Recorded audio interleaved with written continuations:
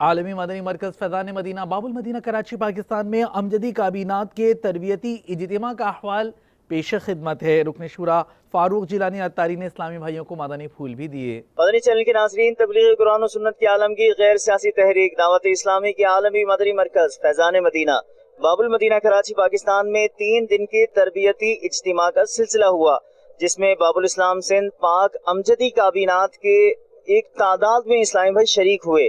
آج اس تربیتی اجتماع کا آخری دن تھا، ہم آپ کو اس کے مناظر بھی دکھا رہے ہیں اور انشاءاللہ عز و جل اسلامی بھائیوں کے کچھ تاثرات بھی آپ کو دکھائیں گے، جس میں ہم اسلامی بھائیوں سے پوچھیں گے کہ انہوں نے یہاں پر کیا سیکھا اور آئندہ کے لیے انہوں نے کیا کیا نیتیں کی ہیں۔